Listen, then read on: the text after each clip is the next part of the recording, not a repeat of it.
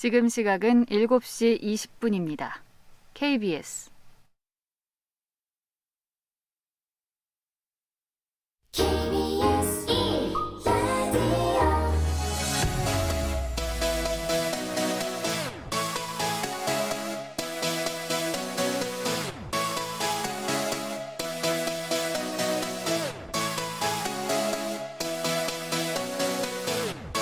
KBS 열린 토론.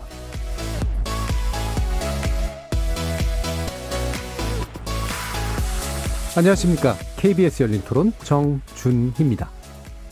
군부가 쿠데타를 자꾸 일으키면서 그쪽이 정권을 잡는 데는 자체가 우리가 이제 경험을 하면서 민주화까지 오는 과정에서 그게 좋은 방향은 아니라고 생각이 들어요. 지금 많은 분들이 또 뭐 체포가 되거나 사상자가 나거나 그런 일들이 최소화되고 빨리 회복이 돼서 민주화 정권이 다시 들어설 수 있는 그런 계기가 됐으면 좋겠습니다. 뉴스상으로 봤을 때는 과거 우리나라 이때와 비슷한 현상인 것 같습니다. 응원하고요. 꼭 민주주의 쟁취했으면 좋겠습니다. 선거법에 대한 민주주의로 가는 것에 대한 이게 나와야 되는데 지금 그 아웅산 수지 자꾸만 얘기만 하잖아요. 아직도 많이 모르는 거죠. 정말 어디 오지도 아니고 우리가 많이 듣고 익숙한 나라라고 생각하는 곳에서 그런 일이 벌어졌다라는 안타깝고 되도록이면은 우리가 과거에 겪었던 이런 게 아닌 폭력적인 방법이 아니라 평화롭게 또 민주화가 되는 게 또 당연한 바람인 것 같습니다. 탱크 밀고서 주요 기지들 장악했던 거, 전두환 때 50대 생각이 잠깐 났고요. 쿠데타가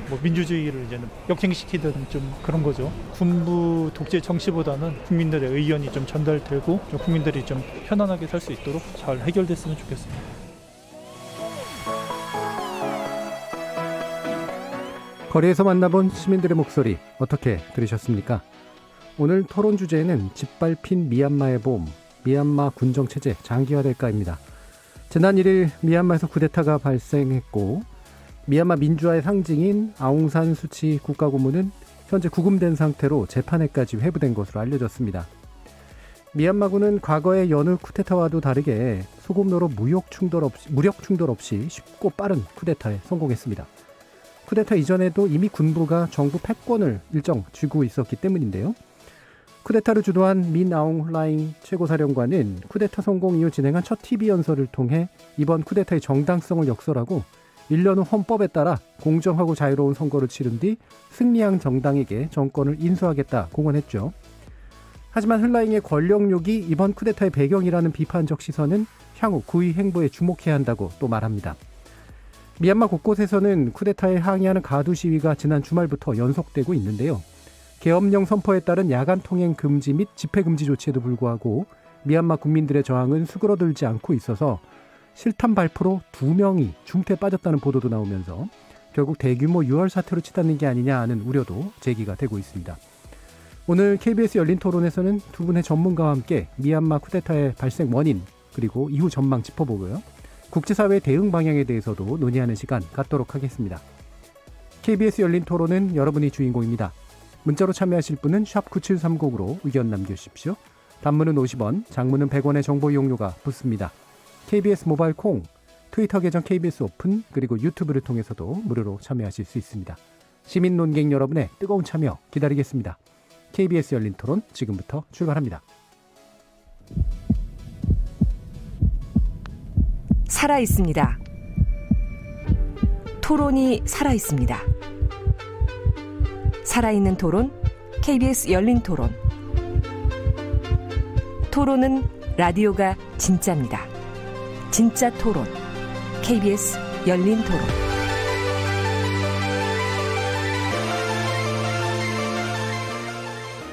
오늘 토론 함께해 주실 두 분의 전문가 소개해드리겠습니다. 먼저 박장식 동아대 아세안연구소 소장 나오셨습니다. 네, 반갑습니다. 그리고 박원권 한동대 국제지역학과 교수 함께하셨습니다. 네, 안녕하세요.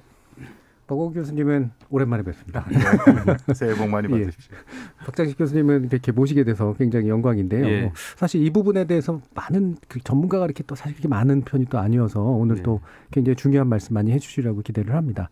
일단 되게 초보적인 문제부터 약간 짚고 넘어가야 될 것 같아요. 많은 분들이 예를 들면 버마가 왜 미얀마로 바뀌었냐, 또는 심지어는 버마라고 불러주는 게 외로 그 나라에 더 낫다. 뭐 이런 식의 얘기들도 막 나오기도 했었고 막 그랬는데 일단 좀 정리가 좀 필요한 것 같습니다. 소장님 말씀 좀 부탁드릴게요. 예. 이게 제가 미얀마를 공부한 지 한 30년이 넘었어요. 89년도에 이제 처음 들어가 봤는데 이제 버마라는 말과 미얀마라는 말은 똑같은 말입니다. 사실. 근데 미얀마어는 좀 독특하게 구어체, 그러니까 말로 하는 말하고 글로 쓰는 말이 좀 다릅니다. 네네. 그래서 원래는 미얀마라는 표기가 먼저 나왔고요.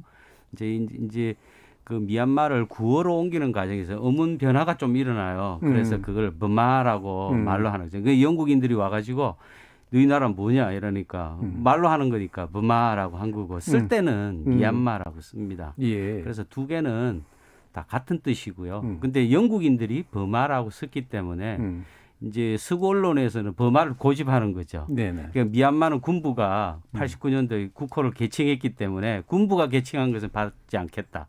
자, 이런 논리 때문에 일어난 거지. 사실 뭐 지금은 뭐 어쨌든 합법적으로 미얀마라는 국호를 쓰고 있으니까 예. 우리는 그렇게 쓰는 것은 큰 문제가 아니다라고 봅니다. 그러면 요즘 젊은이들이 하는 말로 미얀마라고 쓰고 버마라고 읽는다. 뭐 이렇게 해도 그렇죠. 되는. 그것도 예. 가능하죠. 예. 예. 그러면 이게 미얀마라는 국호 자체가 이제 소수민족과의 어떤 관련성이 있다라고 하는 말은 그럼 어떻게 이해해야 될까요? 그거는 조금 오해인 것 같고요. 예. 뭐 미얀마가 좀 복잡해요. 버마족이 한 뭐 사실 인구로 따지면 한 3분의 2 정도, 네. 나머지 3분의 1이 소수 종족인데 굉장히 동남아시아에서 가장 복잡한 민족 구성을 하고 있습니다.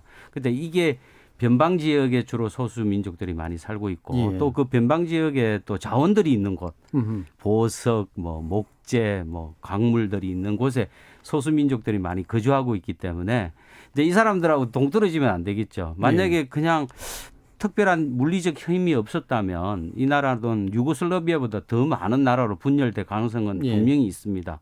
근데 그런 측면에서 보면 그 대신 이제 이런 문제가 조금 희석이 되는 것은 미얀마가 불교 국가, 상자 불교라는 것이 오랫동안 이것을 그 서로 다른 민족과 언어를 통합하는 일종의 흡입력이라 그럴까요? 그런 아이덴티티를 주고 있기 때문에 그런 점에서는 또 다행스럽게 상자 불교라는 그런 어떤 통합적인 원리가 종교적으로 있었다. 이제 이것이 이제 미얀마를 오늘까지 유지하게 하는 가장 큰 원동력이 되었다고 봅니다.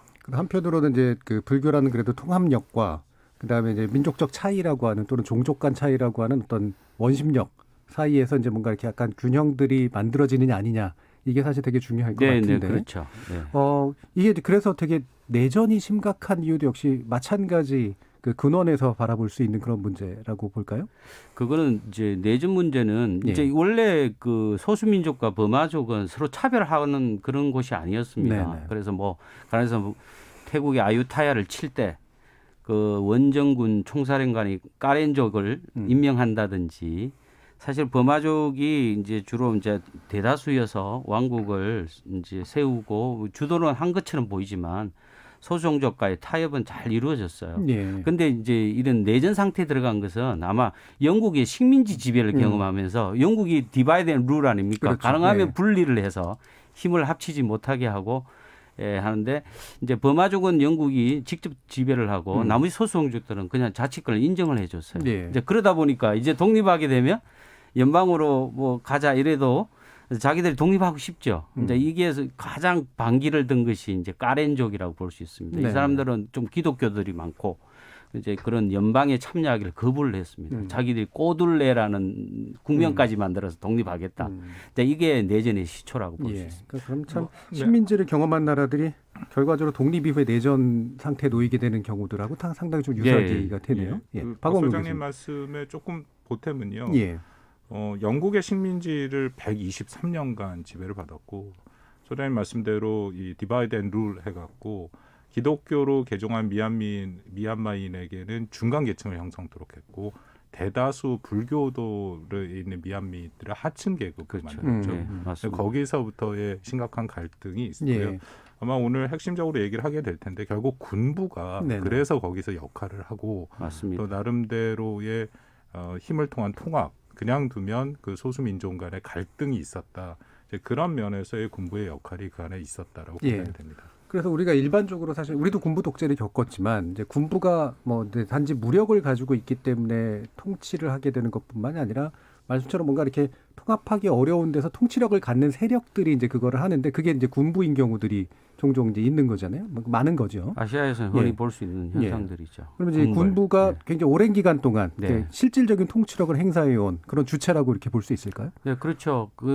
지금 앙산수지 여사의 이제 아버지가 되는 앙산 장군, 이건 뭐 미얀마의 근대 독립의 국부라고 볼 수 있죠. 예. 근데 영국에게서 이제 독립을 쟁취하는데 큰 역할을 했습니다. 사실 이제 영국은 이제 소수민족과 버마족이 그냥 놔두면 이게 내전에 들어갈 게 뻔하니까 이제 연방으로 구성을 해서 했으면 좋겠다. 그러면 당신이 독립을 주도하는 정당으로서 뭐 그 당시에는 뭐 반파시스트 뭐 인민 뭐 연합당이라는 것을 만들었으니까 그거를 선거를 이제 압승을 했거든요. 그 대신 연방을 구성하는 소수민족과의 합의를 해라. 이제 이게 전제 조건이었는데 이게 이제 빙농회담에서 성공을 한 거죠. 앙산 장군이.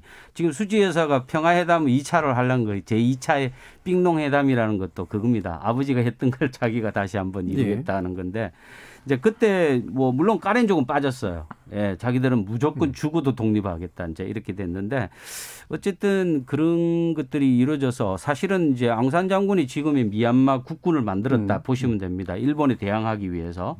그래서 이제 앙산 장군이 암살당하고 난 다음에 군벌로서 이제 존재했는데 결국은 이런 내전이 발생하니까 이 수습할 세력이 없단 말이에요. 그래서 이제 군부가 그때부터 개입하기 시작한 거죠. 예.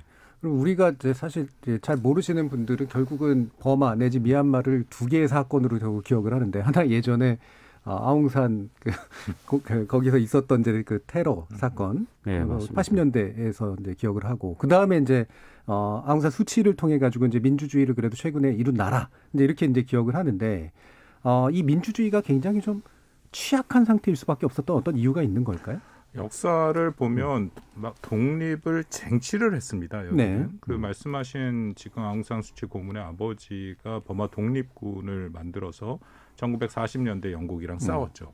그 당시에 그 무장 독립군 30인의 동지가 구성이 돼서 그들이 결국 군부의 세력으로 계속 이어오는 겁니다. 예. 한국이랑 잠깐 비교를 하셨는데 우리랑 좀 다른 그래서 군에서 나름대로의 어떻게 보면 독립했던 건국의 아버지들이 계속 내려물 지금 세대가 바뀌었습니다만 그랬고요.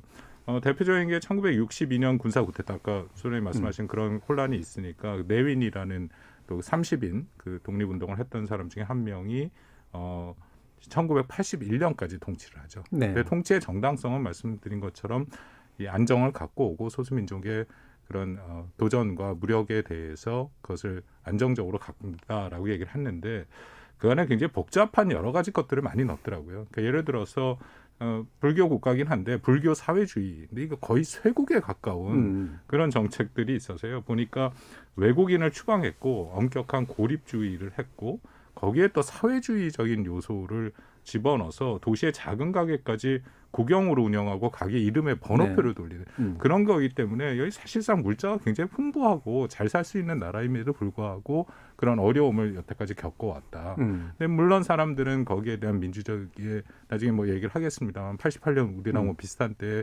8888의 운동이 또 있었고 그런 경험들을 통해서 온 건데 여전히 기반 자체는 좀 불안정한 부분이 분명히 있는 거죠. 우리하고도 이제 직접적인 비교는 그럼 어렵겠지만 약간 이제 독립을 위해서 싸웠던 어떤 이제 무장 항쟁이 이제 군부의 굉장히 중요한 토대가 됐고 그게 정당성의 중요한 통치 근거가 되면서 지속적으로 이제 나름대로 굉장히 강한 통치력을 좀 행사해온 약간 북한 같은 체제라고 물어볼까요?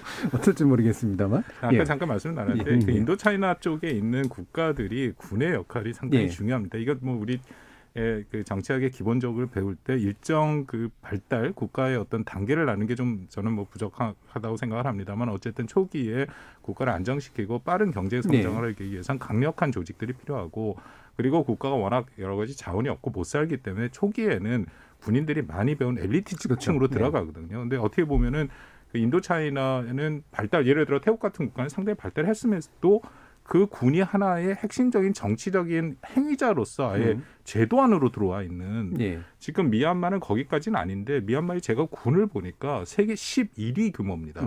미얀마의 이 소득 수준에 비해서는 인도차이나 베트남 다음으로 40만 명이 넘는 군을 갖고 있거든요. 그렇다면 이들이 상당 부분 영향력을 사회에 미칠 수밖에 없고 그래서 이번 사태도 그렇게 간단하고 녹록하게 끝나지는 않을 것이다. 그런 예상이 가능합니다. 예. 그러면 지금 이제 민주주의 민족 동맹이라고 하는 그 세력 자체의 기반도 사실은 그렇게까지 탄탄하다라고 볼 수 없는. 네. 그러니까 또 이제 쿠데타가 이렇게 최근에 다시 또 성공할 수밖에 없는 그런 요건들이 있을 텐데 이와 같은 문제가 왜 계속 반복된다라고 이제 생각을 하세요? 우선 그 소위 말하는 우리가 말하는 민주주의 제도. 예. 이제 서방 언론에서는 이제 민주주의, 인권 이제 이런 두 가지 키워드 가지고 굉장히 압박을 하거든요. 사실 뭐 어떻게 보면 동남아 전체가 민주주의, 인권은 굉장히 열악한 지역이고 그렇죠. 네. 이제 미얀마에서는 그렇죠. 왜 우리만 가지고 그러냐? 이제 오히려 태국 봐라.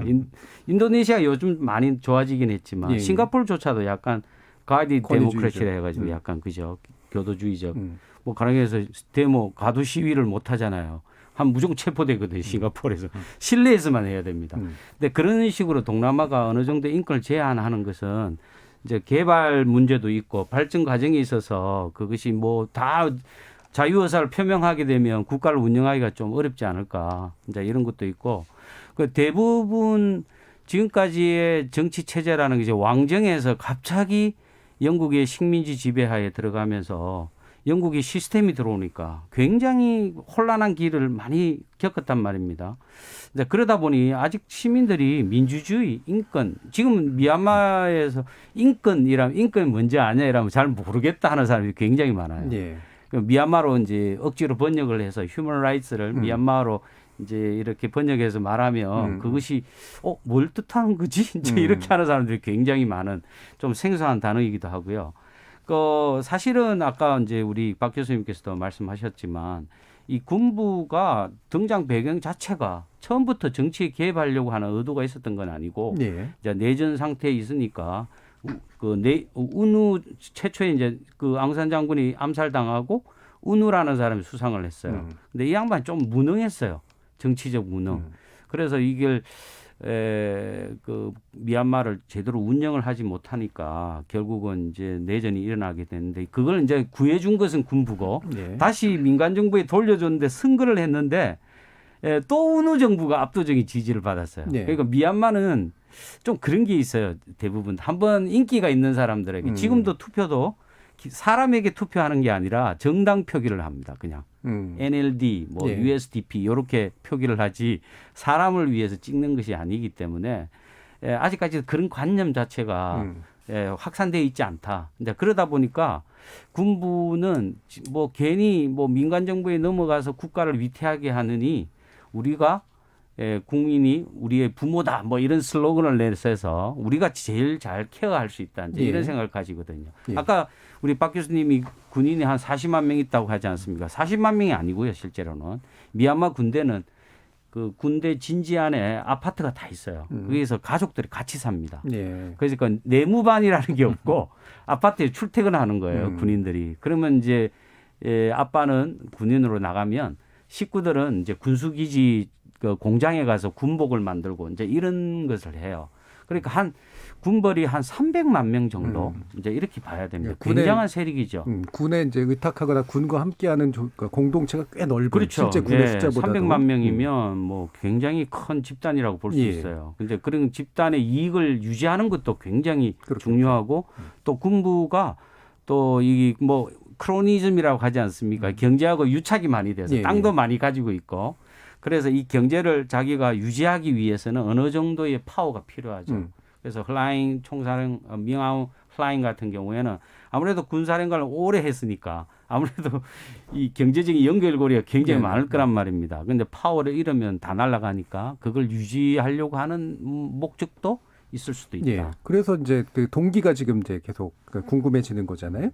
지금 민주정부를 이제 결국 안정적으로 전복시킨, 빠르게 전복시킨 중요한 이유로 삼은 게 이제 부정선거인데, 부정선거 우리 같은 이제 상식으로는 부정선거에 만약에 실질적인 혐의가 있다면 뭐 검찰 조사를 하건 뭐 이래서 뭔가 민주적 제도 안에서 해결이 되는 정상적인 과정들을 생각할 텐데 바로 이제 군이 개입하는 그런 방식으로 가게 된 그런 뭐랄까 동기나 정당성 어떤 데 있다고 생각하세요? 미얀마의 체제가 헌법상 대통령 중심제 국가이긴 한데 네. 2008년에 헌법이 개정이 되면서 군부가 자신들의 기득권을 유지하도록 헌법이 만들어놨습니다. 예를 들어서 의회가 상하원 양원으로 있는데 25%는 일단 군부의 몫이고요.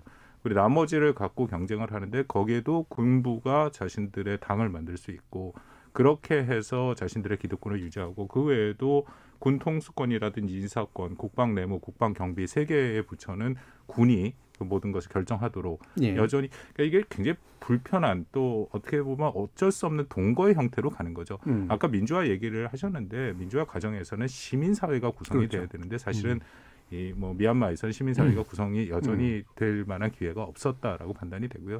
그렇다면은 그 과정에서 아웅산 수치가 어쩔 수 없이 군과의 불편한 공존을 뭐랄까요 공조를 모색하는 과정에서 나타났다. 근데 선거에서 2015년 선거도 그렇고 이번 선거는 우리 소장님 직접 뭐 보셨다고 하니까 나중에 말씀을 좀 전해주셨는데 제가 듣기로는 군이 좀 기대를 했다고 하더라고요. 아마 로힝야 그 사건 그런 것 때문에 자신들에게 지지가 더 올 것이다 했는데 웬걸 딱 그 결과를 보니까 지지가 떨어졌습니다. 그러니까 이렇게 되니까 우리가 모두 알다시피 선거 헌법이라는 것 자체가 굉장히 문제가 심각하지 않습니까? 네.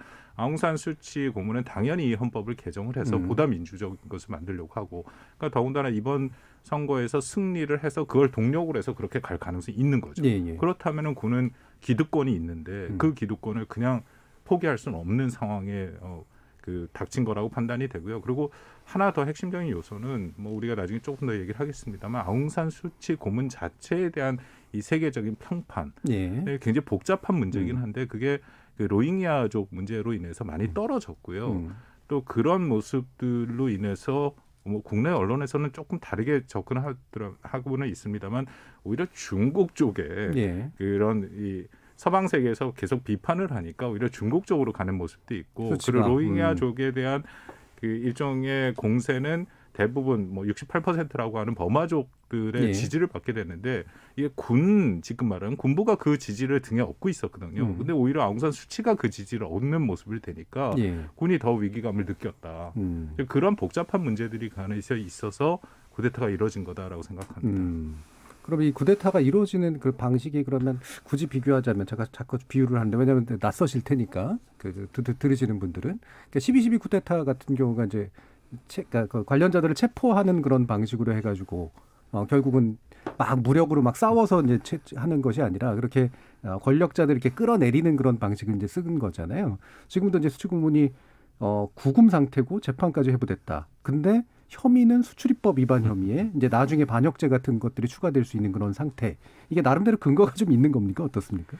사실 뭐 지금 뭐 군부 쿠데타라고 이제 외부에서는 다 그렇게 규정을 하죠. 이제 그런데 2월 1일자 미얀마 국영 신문을 읽어보면 이제 헌법 제 417조를 인용을 해서 거기 보면 국가 안보 뭐 전략 회의라는 게 있습니다. 우리 같으면 뭐 NCS 비슷한 상임위원회 같은 안보가 위기 오면 근데 거기에 위원들이 뭐 대통령 포함해서 군사령관 다 해서 11명인데 군부가 이제 과반수를 차지할 수 있도록 만들어놨어요. 6대5로. 이제 그 회의를 열어서 비상사태 선포. 근데 국가가 어떤 특정한 굉장히 국가 위기가 올 때 비상사태를 선포할 수 있고 또 군총사령관이 수권자로 하는 어떤 그 위원회를 만들어. 지금 이제 국가행정위원회라는 게 만들어졌어요. 그렇죠. 영어로는 State Administrative Council이라는 걸 만들었는데 이제 그걸 국군 총사령관이 이제 수장으로 하는 걸 만들 수 있다. 이제 이렇게 만들었는데 사실 이번 쿠데타 조짐은 벌써 2020년 초에서부터 나왔습니다. 작년 초부터. 그리고 나왔고요. 그다음에 이제 친군부나 그다음에 친군부 정동 USDP 그러니까 연방 결속 발전당 주로 이제 이제 은퇴 인사들이 모여서 하는 정당들이 계속해서 이제 좀 코로나 사태로 좀 이게 그 선거가 제대로 이루어지지 않을 것이 예상이 되고, 근데 원래는 초에서부터 이번에는 NLD가 과반을 넘기기가 좀 힘들 거다 이제 이런 걸 저도 그렇게 예상을 했었고 예. 아마 그렇게 될 것 같은 분위기였어요. 왜냐하면 아까 우리 교수님 말씀하신 대로 지금 군부가 25% 차지하고 있지 않습니까? 상황에서. 그러면 쉽게 설명하면 야당 측에서 26%만 얻게 되면 예, 과반을 이제 얻어서 대통령을 선출할 수 있단 말입니다. 그래서 아마 앙산수지가 50% 넘기는 힘들다. 이제 이게 보통 전망이었는데 코로나 사태로 인해서 이제 선거에 안 나오는 사람들이 많으니까 예. 명부 조작도 가능하고 다양한 방법이 동원될 수도 있죠. 이제 그게 진짜인지 아닌지는 잘 모르겠지만 군부에서는 그렇다 이제 이렇게 얘기를 하는데,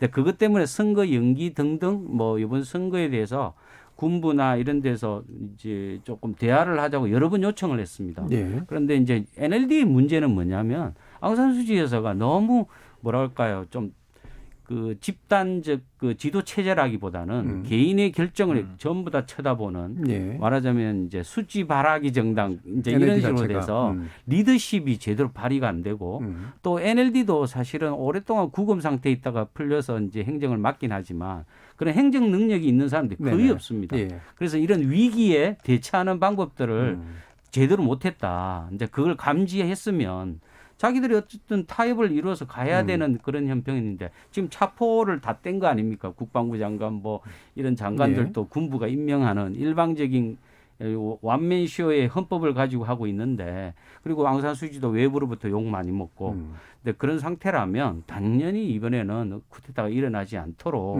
타협을 하는 것이 먼저 필요했다. 근데 이런 정치적 리더십이 일단 NLD가 결여됐고 예. 사실 경제 발전도 굉장히 처졌습니다. 근데 이런 것이 대다수 국민들이 조금 불만이겠죠.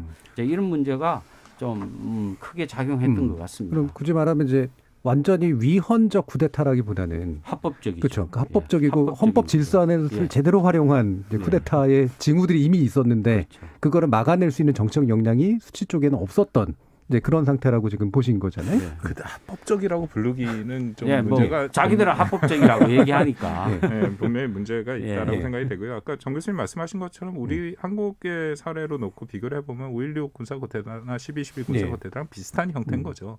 늘 뭔가 부정이 있었고 문제가 심각해서 군이 나설 수밖에 없다. 그래서 일단 그 뭐 야당의 지도자, 지금은 아웅산 수치는 여당의 지도자긴 한데 고금을 하고 그리고 전체 언론을 통제하고 그리고 비상사태를 선포하고 그리고 특별위원회를 구성해서 군 총사령관이 그 위에서 앉아 있고 예. 그리고 너무 한국 사례랑 비슷한 게 1년 후에 비상사태 1년 가고 1년 후에 정권이 다시 나가니까. 총선을 하겠다라고 얘기했는데요. 여기서 제가 이 정당성을 가장 의심하는 게 아까 뭐 교수님 저희 소장님 말씀하셨습니다만 부정선거라고 얘기를 하는데 뭐 예를 들어서 800만의 뭐 명부가 제대로 확인 안 됐다 했지만 1000만 명. 제대로 된 이 증거를 하나도 보여주지 못했고요. 예. 이 선거 과정에서 국제선거감시단이 들어갔는데 그 사람들의 보고에 의하면 부정선거의 징후는 전혀 없었다. 예. 이제 그런 것들을 보면 이것은 뭐 우리가 여태까지 얘기한 것처럼 당연히 군부가 아웅산 수치 고문을 몰아내고 자신들의 권력을 갖고 가겠다라는 생각이 들고요. 그거의 핵심은 곧 나타날 겁니다. 네. 이 헌법 개정 얘기가 만약 나오기 시작한다면 이것은 뭐 당연히 군부가 자신들의 권력을 연장하기 위한 유지하기 위한 것이다라고 우리가 판단해도 괜찮겠죠. 그럼 현재 원래 현행 헌법 자체도 원래 개정이 굉장히 어렵도록 예, 이제 만들어진 불가능하죠. 상태이긴 예, 하잖아요. 예. 그럼 어떤 방식을 써서 이런 게 가능할까요? 근데 이제 일단 이제 그 지금의 군부는 이제 합법적으로 주장하는 이유 중에 하나가 예. 2008년 자기들이 만든 헌법을 유지하려는 거예요. 만약에 이제 쿠데타를 하면 헌정 질서가 중단되는 거기 때문에 이제 헌법이 새로 만들어져야 되거든요. 이제 그런 측면에서 보면 2008년 자기들이 잘 만들어 놨기 때문에 자기들 입장에서 그걸 포기할 이유가 전혀 없는 거죠. 그래서 계속 합법적이다. 이제 이렇게 주장하는 거고요. 제가 보기에는 뭐 1년 이후에 헌법적으로 보면 1년 이후에 뭐 사태가 좋아지면 총선거를 다시 실시해서 하겠다. 그러니까 지금 2020년도 총선거 결과는 이미 폐지가 된 겁니다. 네. 이 사태로 인해서. 예. 그러면 1년 후에 할 수 있겠느냐라고 보면 저는 아니다죠. 어쨌든 이거를 무슨 이유를 들어서라도 2년, 3년, 4년, 5년 그러니까 한 텀을 군부가 계속 정권을 연장하려고 하는 제스처가 아닌가. 저는 그렇게 보고 있습니다. 그러면 이제 NLD라든가 수치고문이 이제 뭐 구금된 상태가 맞고 만약에 재판까지 해부되고 만약에 그런다면 뭐라고 이제 정치적으로 어떻게 할 수 있는 방법들은 없을 텐데 지금 현재 원래 집권하고 있던 여당이 뭔가 어떤 식의 이제 행보를 보일 것이냐, 뭐 사실 이 부분도 좀 짚어봐야 될 것 같은데 어떻게 보시나요, 박웅 교수님? 현재로서는 행보를 보이기가 어렵게 군이 말 그대로 비상사태를 선포했고 모든 통제 체제를 가동하고 있기 때문에 그런 의사 표현은 지금 시민들에 의한 대규모 시위 그 정도 수준이고요. 해외 언론도 상당히 지금 막혀 있고 그리고 인터넷 같은 경우에도 당연히 통제를 하고 있는 상황이고. 그렇기 때문에 그 전체적인 상황은 쉽진 않죠. 앞으로 뭐 이거는 전망 쪽에서 좀 얘기를 하겠지만 국제사회가 얼마만큼 협력해서 이 문제에 같이 목소리를 내느냐. 특히 미국이 바이든 행정부로서는 큰 시험대에 지금 놓여 있거든요. 그런 부분들 그리고 가장 핵심은 말씀드린 것처럼 미얀마 국민, 버마 국민들이 이 문제를 어떻게 다룰 것이냐.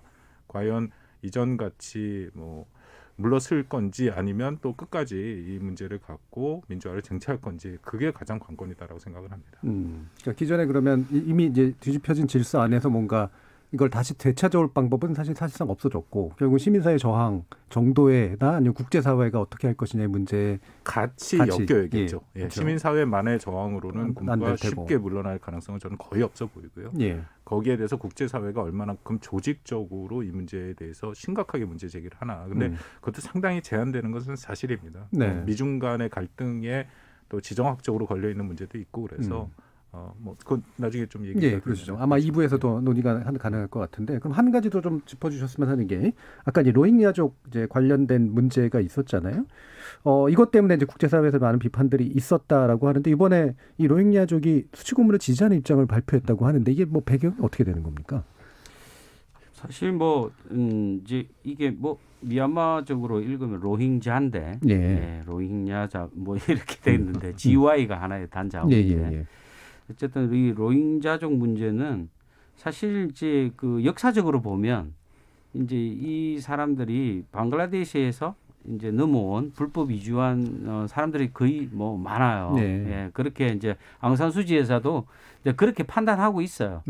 이 사람들은 불법 이주민이다라고 규정하고 있고 또 하나의 배경은 뭐냐면 지금 미얀마가 상자 불교도가 지금 뭐 그 이슬람교도들이 기하급수적으로 늘어나니까 특히 이제 이 르카인주를 보면 인구 구성에 보면 이미 그 소위 말해 로힝자라든지 무슬림의 인구가 그 불교도들을 넘었었습니다. 그러니까 거기에 대한 좀 상대적인 위기감이 있겠습니다. 이런 것들이 좀 작용하니까 그걸 이용하는 거죠. 그걸 이용해서 군부가 국민들이 지지를 받기 위해서 아마 그렇게 시도한 것 같기도 하고요. 그다음에 수지 여사에 대한 로힝자족 지지는 뭐냐면은 지금 곤란에 빠졌으니까 우리는 그걸 떠나서 이제 이것을 정당하게 우리가 뭐 공평하게 정치적으로 해결할 수 있는 방안을 제시한다 뭐 그런 차원이 되겠죠. 사실 뭐 로힝자족을 한다면 대표하는 실체가 누구냐 이거 좀 이상한 것인데 어쨌든 뭐 실체가 있는 것은 아니니까 난민들이고 뭐 그렇게 된 건데 그건 아마 또 외부에서 뭐 만든 그런 요즘 뭐 이 가짜 뉴스 뭐 진짜 뉴스 엄청나게 쏟아집니다. 확인이 좀 약간 명확하진 않은 별것 아닌 거 이만큼 부풀려서 나오고 옛날에 로힝자족 뭐 학살 장면이라 나오는데 그거는 저쪽이 그 르완다 학살 된 사진을 실어서 로힝자족을 이렇게 학살했다. 이런 가짜 뉴스도 있고 그래서 아마 정확하게 판단하기는 좀 어렵지만 이거는 아마 일부의 소수가 수지 여사를 편을 들어서 이번 쿠데타에 대한 어떤 정당성이라든가 이제 그런 걸 좀 제지하려고 하는 그런 운동이라고 볼 수 있겠습니다. 그럼 이제 서방에서 이제 수치 여사에 대해서 가지고 있는 이 로힝야 또는 로힝자족 학살을 방관했다, 군부가 그렇게 하도록 놔뒀다라는 비판을 이렇게 물러서게 만들 만한 그런 식의 어떤 상황은 아니다. 이렇게 그거는 조금 어려울 것 같아요. 제가 보기에는 아마 수치 여사가 로힝자가 인권 문제에서 다뤄야 된다고 얘기했으면 국민들의 지지를 다 잃었을 겁니다.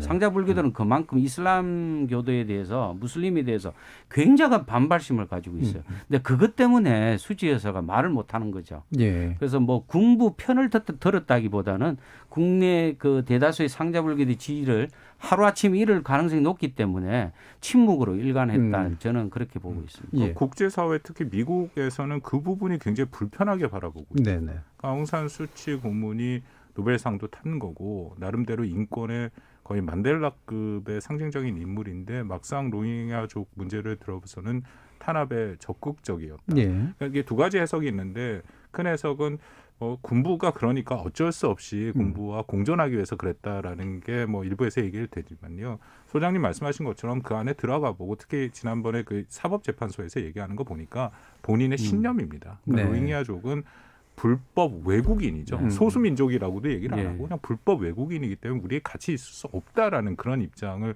분명히 밝힌 거거든요. 그래서 지금 로힝야족의 문제에 대한 아웅산 수치의 고문의 그런 대응에 대해서는 여전히 국제사회 미국에서는 비판의 목소리가 있고요. 더불어서 아까 말씀하신 그 본인의 NLD죠. 그 정당 운영 자체가 전혀 민주적이지 못했다. 그 안에서 자신을 좀 이렇게 적대하는 그런 이 목소리가 있는 것을 다 막았고 또 이런 언론이나 그런 그 자유로운 정당의 분위기가 전혀 아니었다. 그러니까 그런 것들이 지금 서구 사회에서 평가는 아웅산 수치의 어떻게 보면 민주주의 지도자로서의 능력 부족이지 않는가 이런 것이 이 쿠데타의 어떤 배경으로 또 작용했다. 그런 분석들도 나오고 있는 상황입니다. 충분히 이제 그 부분이 좀 복잡하긴 하지만 사실은 결국 이 문제 해결의 고리는 아까도 말씀하셨던 것처럼 시민사회와 국제사회가 어떻게 이제 결합될 수 있는가인데 거의 유일하게 남은 게. 근데 이 부분이 이제 굉장히 그래서 아웅산 수치라는 분이 또는 그리고 그 정당이 얼마만큼 수권 능력을 가지고 있으며 실제로 민주적 정당성이 있는가. 사실 이 부분하고도 또 연결이 될 것 같아서요. 2부에서 좀 더 자세한 논의해보고요. 지금까지 들어온 청취자 문자 한번 들어보고 가겠습니다. 김성희 문자 캐스터. 네. 지금 청취자 여러분이 보내주신 문자들 소개합니다. 먼저 이창섭님. 미얀마 쿠데타 발생 전 중국 외교부장과 미얀마 총사령관이 회담을 했다는데 쿠데타 관련해서 중국의 동의를 구한 게 아닐까요? 성대우스님. 미얀마 쿠데타 사태를 접하니 우리의 80년대가 생각나 안타깝고 슬프네요. 총칼이 무서운 게 아니라 깨어있는 다수 대중의 현명함이 정의로운 사회를 만듭니다. 미얀마 국민들에게 응원을 보내면서 아무쪼록 큰 유혈 충돌 없이 마무리돼 민주사회를 구현하길 바라봅니다. 8825님, 미얀마의 민주화를 위해선 과거 5년간 실망을 주었던 아웅산 수치와 군부가 동시 퇴진하고 소수 민족들을 포함한 연립정부를 구성하는 게 바람직하다고 봅니다. 6135님, 무력 군부 정권은 영원할 수도 없고 결국은 비극적 종말을 맞는다는 사실을 꼭 알게 해줬으면 싶네요. 서주연님, 유럽이나 미국사에 대해서만 보고 듣다가 동아시아에 속한 국가 현대사를 훑으니 흥미롭네요. 미얀마에 대해 국명과 수치 여사 말고는 아는 게 없었다는 걸 깨닫습니다. 오늘 방송 감사합니다. 끝으로 카르마 극복님, 미국의 국익과 중국의 국익이 첨예하게 대립하는 인도양 남중국해 인근 지역이라는 점에서 국제사회도 신중하게 바라보는 것 같습니다. 이렇게 보내주셨습니다. 네, 이 시간은 영상으로도 생중계하고 있습니다. 유튜브에 들어가셔서 KBS 1라디오 또는 KBS 열린 토론을 검색하시면 지금 바로 토론하는 모습 보실 수 있습니다. 방송을 듣고 계신 여러분이 시민 논객입니다. 계속해서 청취자 여러분의 날카로운 시선과 의견 보내주세요. 지금까지 문자캐스터 김상희였습니다. 토론이 세상을 바꿀 수는 없습니다. 하지만 토론 없이 바꿀 수 있는 세상은 어디에도 없습니다.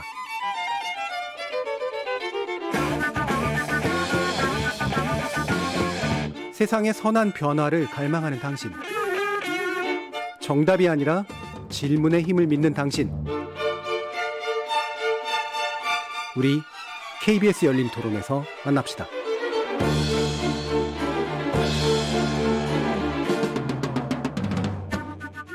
KBS 열린 토론, 오늘은 짓밟힌 미얀마의 봄, 미얀마 군정체제 장기화 여부를 놓고 박원권 한동대 국제지역학과 교수 그리고 박장식 동아대 아세안 연구소장 이렇게 두 분의 전문가와 함께하고 있습니다. 여기서 잠깐 현지 연결을 한번 좀 해보려고 하는데요. 천기홍 부산외대 특임 교수시고요. 미얀마 양곤에서 19년째 거주하시면서 이제 한국어를 가르치고 계시는 분이기도 합니다. 양곤 세종학당 운영 중이신 천기홍 교수님 연결해 보겠습니다. 안녕하세요. 네, 안녕하십니까. 지금 저희는 이제 소식을 듣기가 참 여러 가지 제한적인 거여서요. 일단 실제로 네네. 10만 명 이상 막 운집하는 그런 시위가 진행 중인 것은 맞는가요? 네, 맞습니다. 2월 6일 이후부터 지금 오늘까지 5일째인데요. 양곤 같은 경우는 도시가 마비될 정도로 지금 대규모 시위가 이루어지고 있습니다. 그럼 이제 계엄령은 이미 내려져 있고 그다음에 실탄까지 사용했다라는 얘기가 나오는데 이것도 역시 사실인가요? 네, 저도 이제 여기서 계속 우려되는 부분들이 많아서 모니터링을 하고 있는데요. 2월 8일 수도 네피도에서 이제 물대포 진압이 시작됐고 어제죠. 9일 어제 오후에 네피도에서 이제 경찰하고 시민들하고 이제 진압 과정에서 충돌이 발생하면서 총격 발표가 있었고요. 거기에 대해서는 사상자도 발생했고 오전에는 저도 이제 현지 언론을 통해서 그 담당 의사가 그 사상자에 대한 상황에 대해서 설명하는 것을 들었습니다. 그러면 이제 일단 군부가 나름의 이제 이유를 삼은 게 부정선거라는 거잖아요. 이게 국민들이 인식하고 이제 어느 정도 괴리가 있는 건지 아닌지 좀 궁금해요. 지금 부정선거라고 주장하는 현 군부 가도 정부에 대해서 국민들은 전혀 동의를 하지 않고 있고요. 국민들은 대부분 민주적 절차 과정을 밟은 총선이라고 평가를 하고 있습니다. 지금 쿠데타를 반대하고 시위하는 상황이 그것을 보여주는 국민들의 민심이라고 보시면 될 것 같습니다. 자, 그러면 이제 훌라잉 군 최고사령관 이제 정권 이양 의사를 이제 1년 뒤 총선 새로 치러가지고 하겠다라고 했는데 그럼 국민들이 그걸 보고 또 이제 어떤 반응들이 있었을 것 같은데요. 이번 비상사태 이제 쿠데타죠. 쿠데타에 대해서 이 국민들이 반대하는 이유가 무력으로 쿠데타를 이제 일으켜서 권력을 장악했다는 거거든요. 지금 국민들의 반발의 기조는 과거 정부에서 2008년 기본 헌법을 근간으로 해서 사회 안정을 위해서 불가피하게 개입했다. 그리고 이양하겠다. 이런 이야기에 대해서 지금 국민들은 그 과도정부, 군이라고 하는 과도정부 자체를 용납을 못하고 있는 겁니다. 그러면 이제 저희 이제 논의 과정에서 나온 얘기 중에 하나가 이제 아웅산 수치 이제 고문 그리고 이제 집권 당의 민주적 통치력 이런 것이 이제 좀 약간 결함이 좀 있다. 그리고 실제로 이렇게까지 막 통치를 잘하지는 못한다. 이제 이런 지적들이 좀 있는데 미얀마 안에서도 그런 평가가 일부 있나요? 이제 분야별로 좀 틀리겠죠. 지식인들, 미얀마에서 지식인들이나 기업인들은 일부 소수 이제 현재 문민 정부가 약하다는 점, 그다음에 어떤 문민 정부를 이끌어가는 리더십이나 이런 조직도가 좀 약하다. 그게 사실 2015년도부터 문민 정부가 이제 운영이 되다 보니까 설립이 되다 보니까 사실 6년밖에 안 됐잖아요. 6년이라는 시기 동안 그런 문민 정부를 탄탄하게 만드는 어떤 힘이나 이런 부분들이 좀 부족한 부분들은 있었다라고 평가를 하는 사람들도 있긴 있는데 대부분의 국민들은 일단 군부 탄압에서 벗어났다라는 하는 부분에 대해서 현재 문민 정부를 지지할 수밖에 없는 거죠. 예, 그러니까 적어도 결함이 일부 있는지는 모르겠지만 이 군부가 다시 뭔가를 하는 거, 무력으로 뭔가를 하는 거에 대해서는 전반적인 반대 의사 이런 것들은 좀 있는 것으로 그런 파악이 되는 것 같은데 지금 국제사회에서 이제 반응이 약간은 좀 뜨뜻미지근한 측면들이 좀 있습니다. 현지에서는 이 국제사회가 뭔가 당당한 호응을 해주길 기대할 것 같은데 어떻습니까?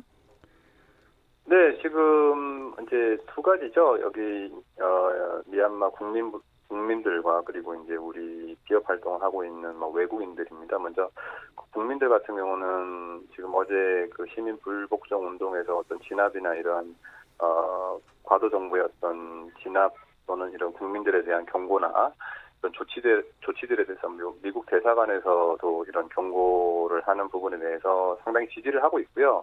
오늘도 그 UN 양곤 사무소를 찾아가서 많은 국민들이 도움을 요청하고 했습니다. 그래서 국제사회 반응이 좀 더 많았으면 하는 바람들이 더 있습니다. 왜냐하면 자기들도 지금 힘이 약하기 때문에 어떻게든 국제사회가 개입을 해서 이 문제가 해결이 돼야 되겠다고 생각하는 바가 국민들 대부분의 생각이고요.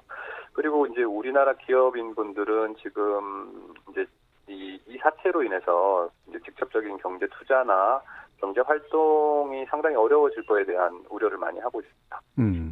지금 이제 저희들도 이제 외신이라든가 이런 이제 제한적인 소식뿐이 못 봤는데 이게 외신도 가만히 보면 뭐라고 하더라라고 하는 이제 그 인접한 네네. 사람들의 이야기를 취재한 그런 결과인 경우들이 많아서 이게 이제 보면 방송도 네. 잠시 중단됐었고 심지어 인터넷이나 통신 네네. 같은 경우가 원활하지 않은 그런 상태라고 들었는데요. 현지 사정은 어떤가요?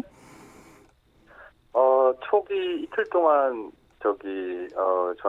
통신이 완전히 차단됐었죠. 차단되면서 사실 뭐 전화조차도 안 됐으니까 저희들도 사실 상당히 공포를 느꼈는데 또 이틀 후부터는 전화 통신이 또 가능해졌고요.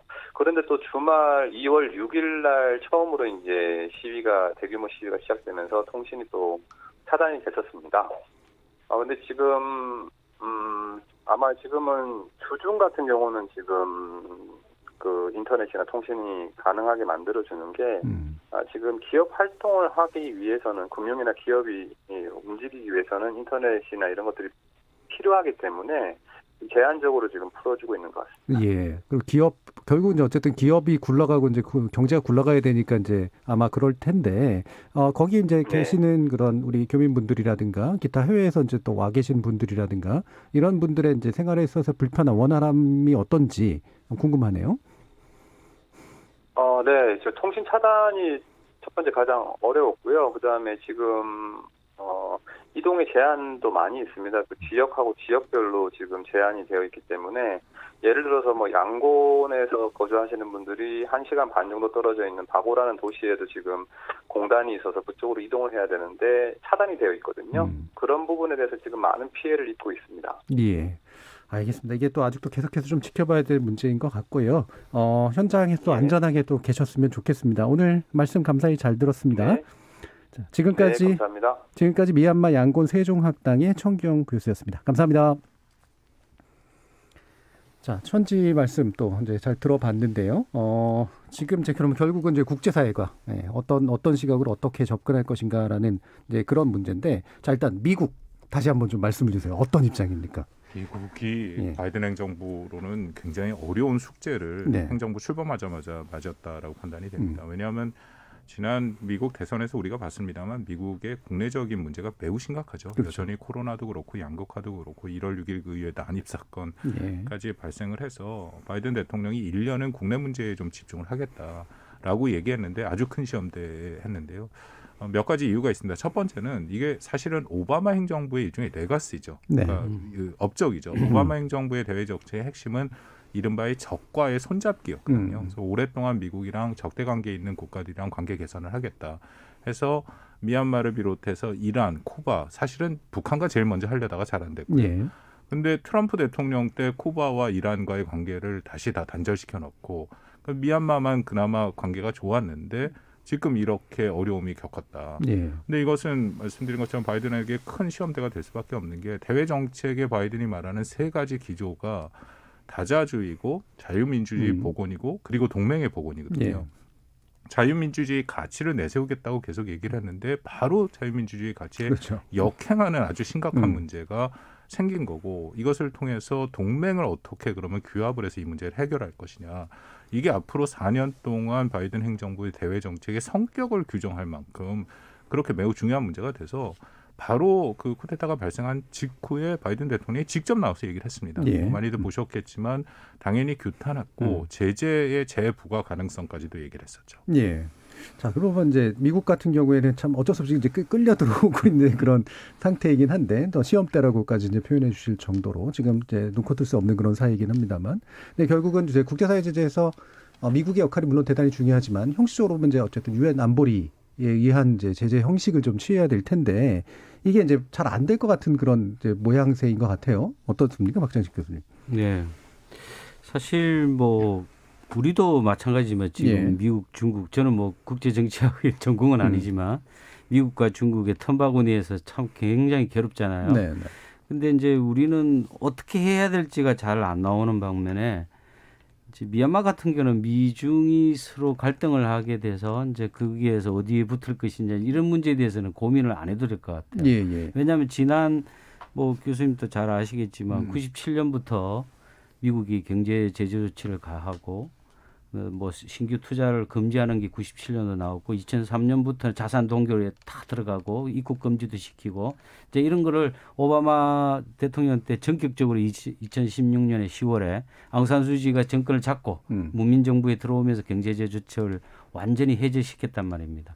그러면 97년부터 2016년까지 거의 20년이 넘는 세월 동안 미국 경제 제재 조치가 제대로 발휘를 했냐 하면 그렇지 않다. 네. 전혀 먹히질 않았고 또 거기 대부분 중국을 비롯해서 일본 심지어는 한국까지 투자가 한국이 그 어떤 때는 제1위로 투자를 하는 때도 있었어요. 네.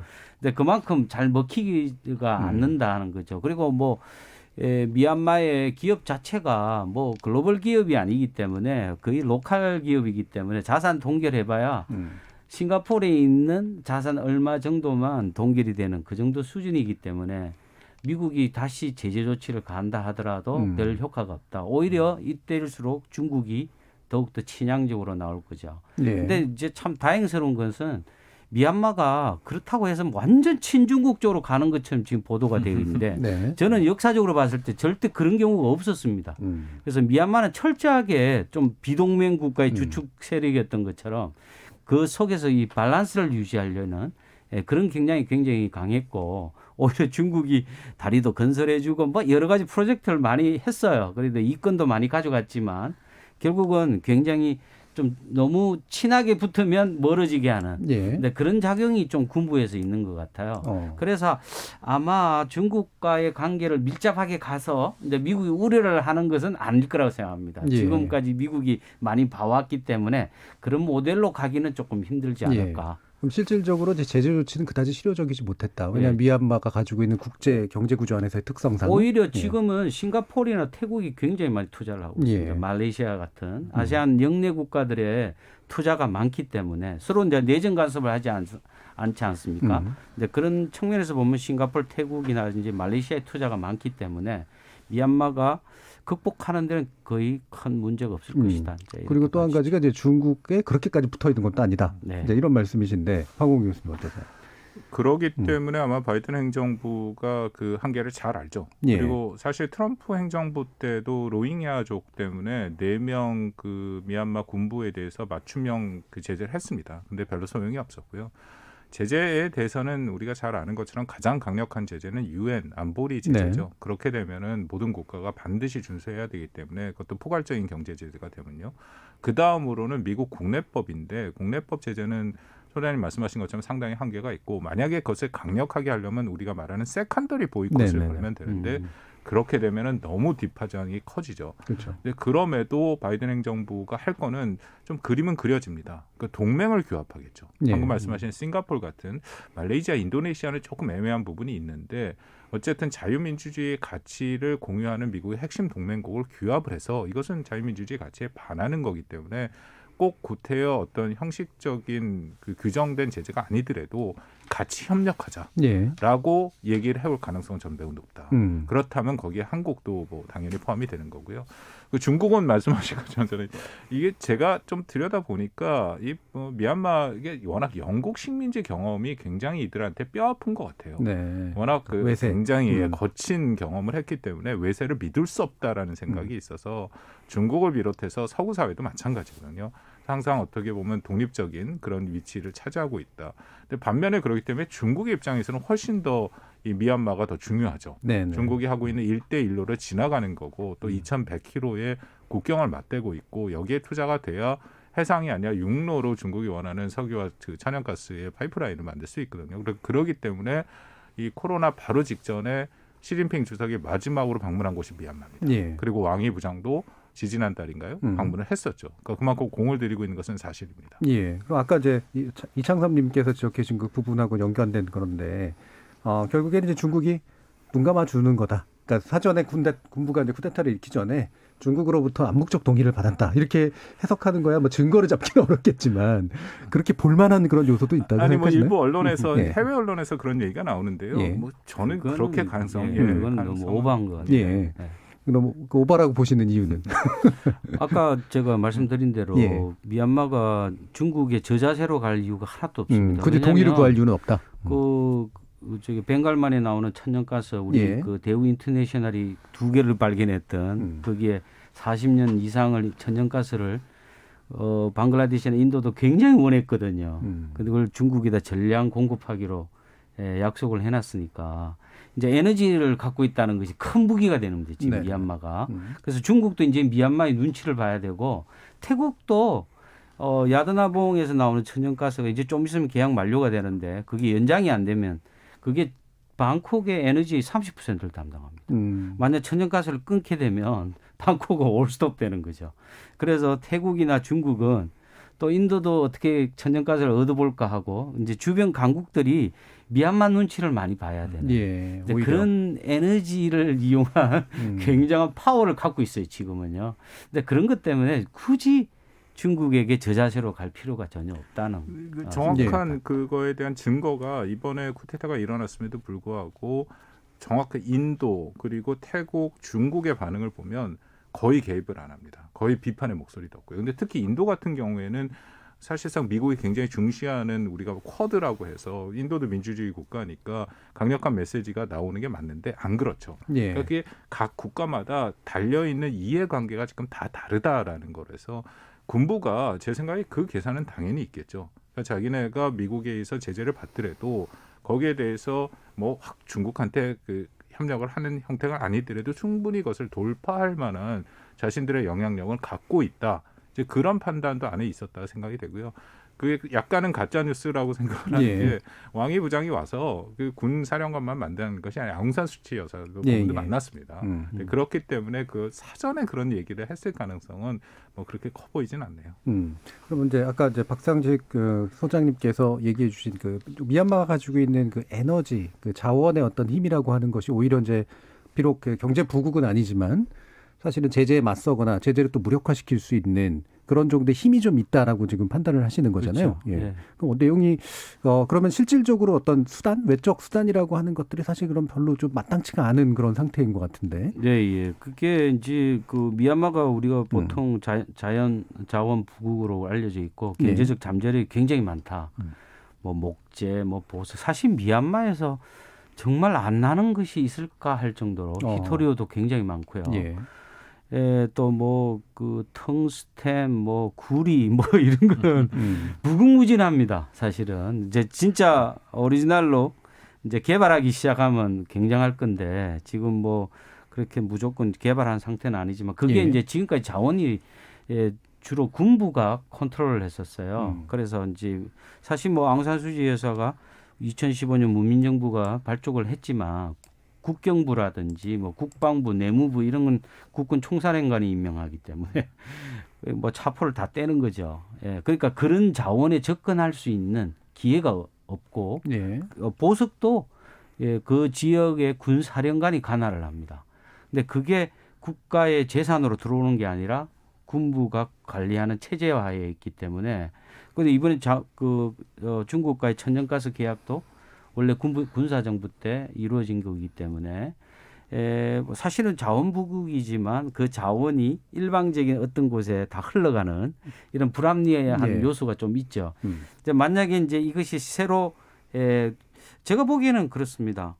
그래서 일단 군부의 그런 역사적 관계를 있을 때 지금 문민정부가 일방적으로 군부하고 이렇게 대립각을 세우는 기보다는 미얀마가 지금 이 사태를 참 현명하게 극복하기 위해서는 군부의 실체를 좀 인정하고 대화를 통해서 군부와 함께 협치를 하는 방안. 근데 아마 그걸 이번에 군부가 요구했다. 미야오랑이 이제 자기 은퇴를 해야 되니까 그래서 뭔가 대통령을 한번 해보겠다. 저는 그런 소식을 들었어요. 그래서 이번 대통령 자리는 군부도 지금 상원에서 하원에서 군부에서 각각 3명의 대통령 후보자를 냅니다. 그래서 그 양당 회의에서 이제 과반수 투표를 얻은 사람이 대통령이 되고 그다음에 나머지는 부통령으로 가는데 군부 추천의 대통령 후보로 지금 군사령관에 은퇴하면 들어가고 그래서 자기가 대통령을 뽑아주면 지금 이제 3기 문민정부에 대해서 굉장히 협조할 생각을 갖고 있었던 것 같아요. 근데 이게 대화가 안 됐던 거죠. 그래서 아마 이 자원을 제대로 활용하지 못하는 근데 미얀마 굉장한 잠재력을 갖고 있지만 그것이 또 주변 강대국을 굉장히 다루는 굉장히 도구이기도 하지만 효과적으로 사용할 수 없다. 이런 측면에서 좀 안타깝죠. 박장수 소장님 말씀 들어보면 옛날 그런 표현 생각나네요. 한국형 민주주의처럼 이게 미얀마형 민주주의 같은 것들을 주창하는 뭔가 이게 사회적 타협? 뭐 이런 것들이 그나마 그 문제를 해결하는 좀 현실적인 모형이다라고 이제 보시는 측면이 있는 것 같은데 뭐 그 부분이야 이제 뭐 우리가 직접 얘기할 건 아닌 것 같고 그럼 이제 미중 간의 갈등이 미얀마를 매개로 커질 거냐 아니면 외려 이제 약간 타협의 어떤 계기가 될 거냐 이런 궁금증도 좀 있을 것 같아요. 미국 입장에서는 중국의 의도를 의심하는 눈초리를 계속 보낼 겁니다. 왜냐하면 중국의 대외 정책의 핵심이 다른 나라 국가의 내정에 간섭하지 않는다라는 거거든요. 그래서 미국 입장에서는 이 군부 쿠데타의 부적성 그 문제를 계속해서 같이 목소리를 내기를 원하지만 중국은 뭐 거기에 절대 응할 가능성은 없고요. 더불어서 만약 제재가 본격화되고 그래서 말씀드린 것처럼 바이든 행정부가 한국을 비롯해 핵심 동맹국, 자유민주주의 가치를 공유하는 국가들과 규합을 해서 이 미얀마 문제에 대해서 같이 단합된 모습을 할 때 과연 그때 중국이 어떤 입장이지 않느냐. 근데 그게 굉장히 중요한 문제고요. 이미 우리가 이걸 어떻게 북한에도 연계될 수 있는 부분이 있다. 말씀드린 것처럼 바이든 행정부의 첫 어떻게 보면 외교 시험되고 그래서 어떻게 이 문제를 다루냐는 우리가 계속 가져가야 된다라고 생각이 되고요. 아까 말씀하신 그 미얀마식 민주주의 참 어려운 문제라고 생각이 되는데 가장 출발점은 미얀마 군이 아까 말씀드린 것처럼 독립군에서 시작한 조직이다라는 거죠. 그렇다면은 이것은 척결의 대상이 아니라 공존의 대상이다라는 게 미얀마 문화에서 우리 입장에서는 참 이해하기가 힘들지 모르겠지만 그게 좀 전제가 된다면 뭐 태국의 모델이 좀 있긴 있습니다. 정치에 아예 군이 하나의 행위자로 참여하는 그런 모습으로 된다면 어느 정도 안정성은 확보해 갈 수 있지 않을까. 조심스럽게 그런 제안도 가능하다고 생각합니다. 그럼 이제 우리나라하고의 관계 문제도 이제 마지막으로 좀 짚어봐야 될 것 같은데.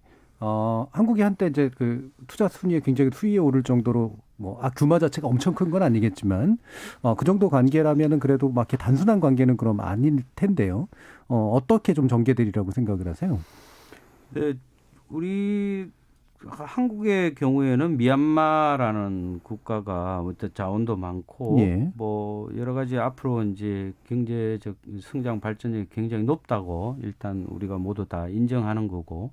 또 전두환 대통령이 방문했을 때도 뭐 물론 테러 사태가 있었긴 했겠지만 어쨌든 미얀마가 그만큼 중요하다는 것을 그 당시부터 우리가 인식을 했고 지금까지 마찬가지입니다. 그래서 지금도 신남방 정책의 지금 그런 과정에서도 미얀마가 아주 중요하게 들어가 있는데 뭐 사실 뭐 우리가 보통 ASEAN 플러스 3라고 하지 않습니까? 그 플러스 3가 다이alogue 파트너 중에서 대화 상대국 중에서 보통 우리가 이제 우리는 얘기할 때 한중일 이렇게 하거든요.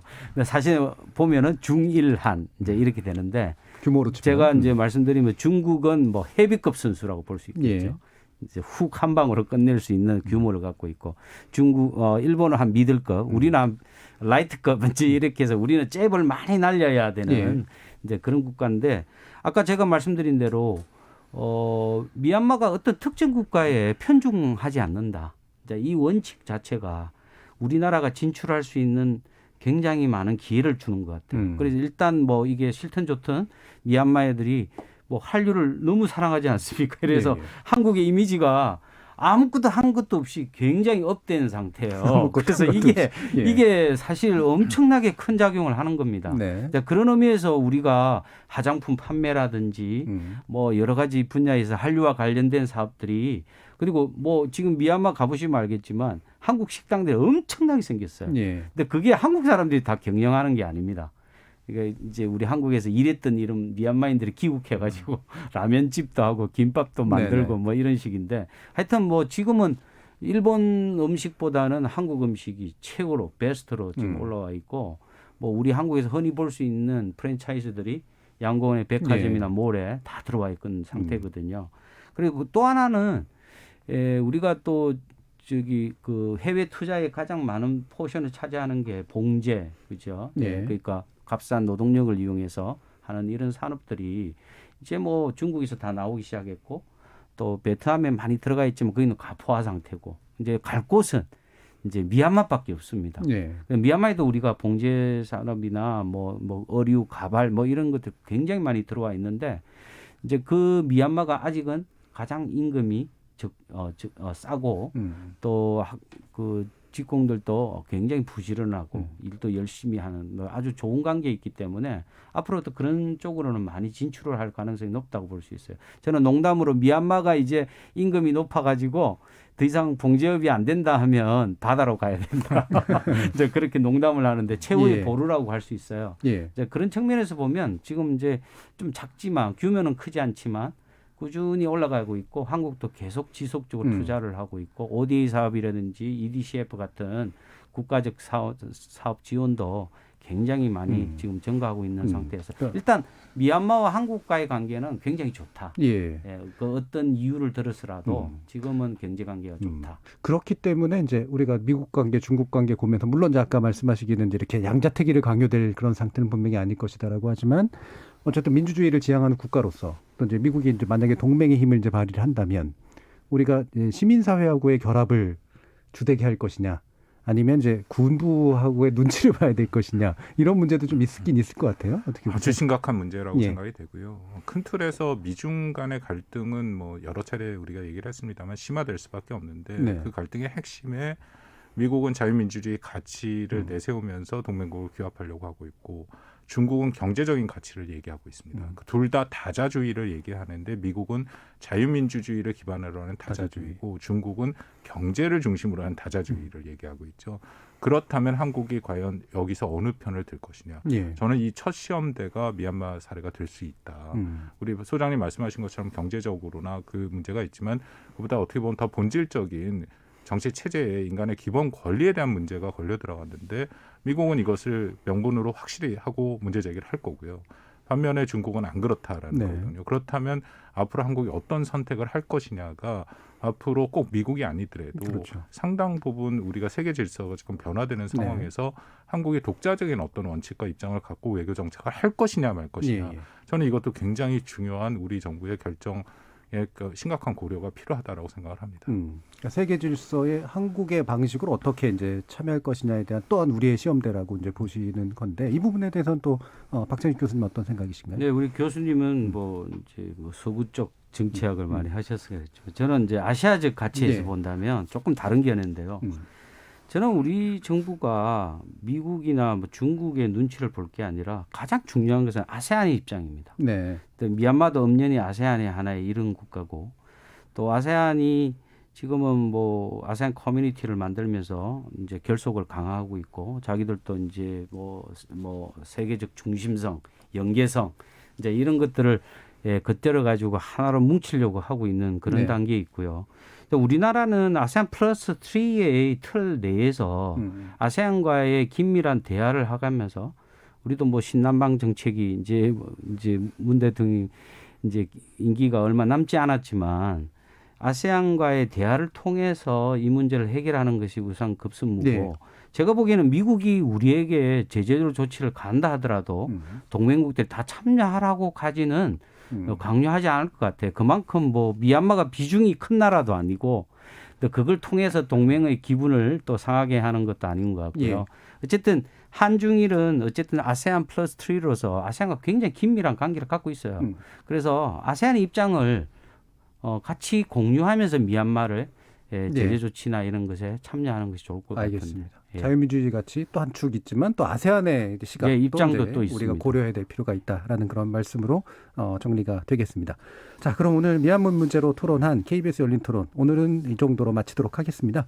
토론 함께해 주신 박장식 동아대 아시안연구소장, 박원곤 한동대 국제지역학과 교수 두 분 모두 감사합니다. 네, 감사합니다. 수고하셨습니다.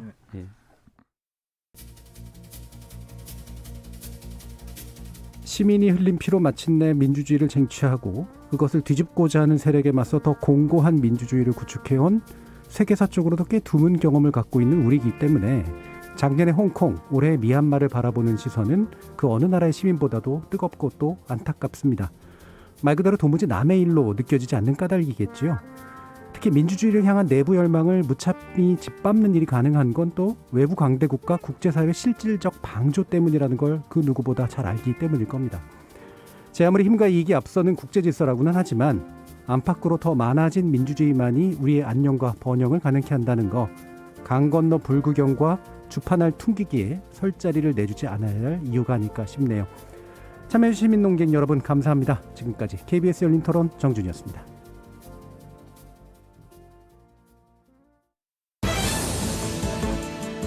코로나19 재확산을 막기 위한 중요한 시기입니다. 5명 이상의 모든 사적 모임이 전국적으로 금지됩니다. 설 명절에도 예외 없이 적용되며 직계 가족이라고 하더라도 거주지가 다르면 4명까지만 모일 수 있습니다.